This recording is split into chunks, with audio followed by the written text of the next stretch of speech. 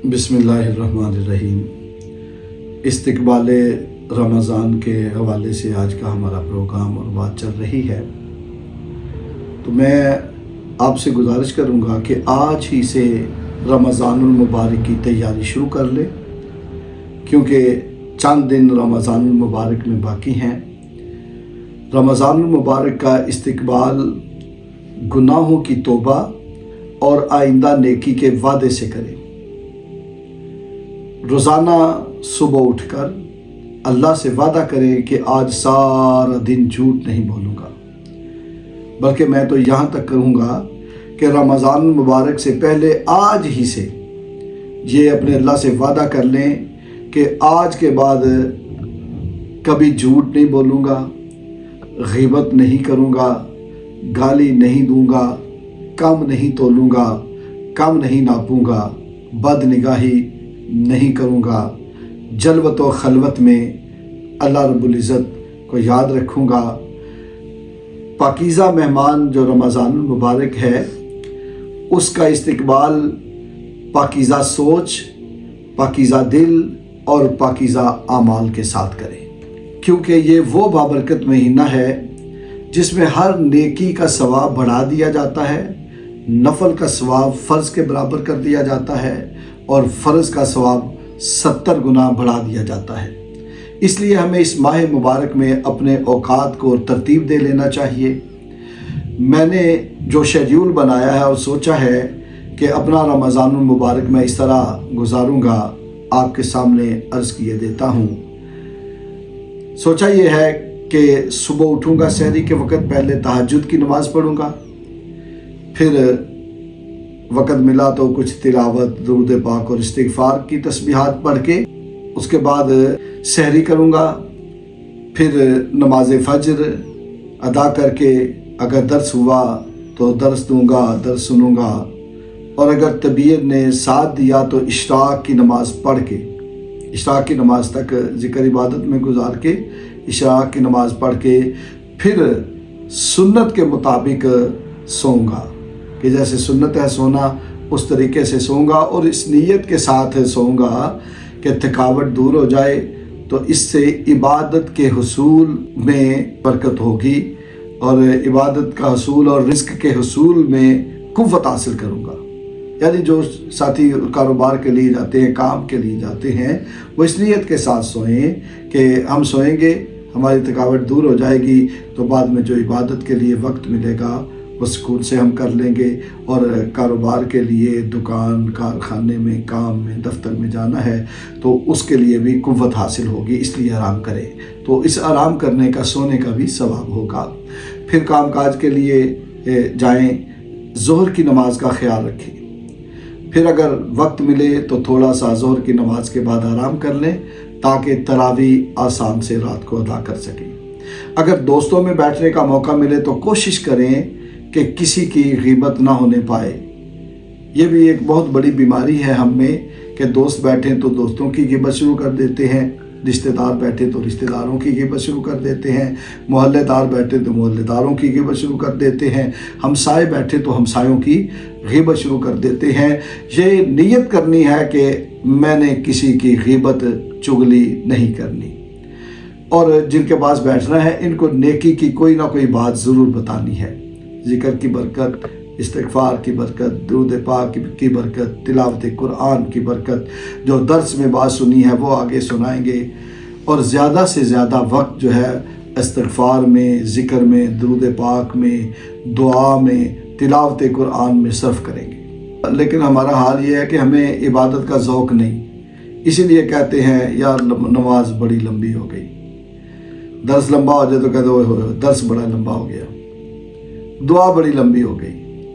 अगर रोटी के इंतज़ार में किसी शादी में, ब्याह में जाना पड़े तो वहाँ 2-2, 3-3 घंटे बैठे रहते हैं, और जन्नत की नेमतों के हुसूल के लिए हम अल्लाह के घर में 10 मिनट नहीं बैठ सकते, परेशान हो जाते हैं। दुआ लंबी हो गई, दर्स लंबा हो गया, नमाज लंबी हो गई, हमारी ये बातें होती हैं। हालांकि हुजूर सल्लल्लाहु अलैहि वसल्लम ने इरशाद फरमाया, अद्दुआ मुखल इबादा, दुआ इबादत का मग़ज़ है, दुआ मोमिन का हथियार है। और फिर दुआ के बारे में चलो बात कर देते हैं। फरमाया गाफिल दिल की दुआ कबूल नहीं होती, वहाँ बंदा बैठा हो, हाथ, कई लोगों को देखा यूँ हाथ फेंक के होते हैं, ऐसे किसी ने जुल्म के साथ, धक्के के साथ बिठाया हो ना, पूरे सुकून के साथ, इत्मीनान के साथ अपने सीने के बराबर हाथ उठाएं, सर झुकाएं और अल्लाह से आजिज़ी के साथ और सिद्क़े दिल के साथ, नीयत के साथ अल्लाह से मांगें। फिर अल्लाह ताला करम फरमाता है।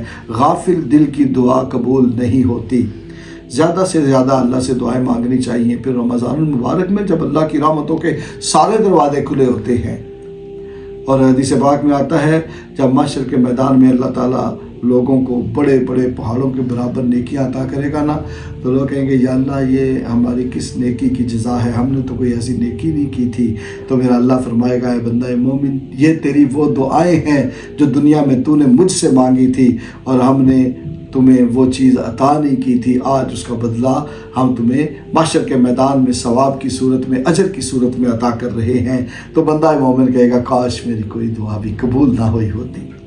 आज हम कहते हैं कबूल ही कोई नहीं हुई, बंदा उस वक्त कहेगा काश कोई कबूल ही ना हुई होती और उसका अजर, उसका सिला मुझे यहाँ मिल जाता।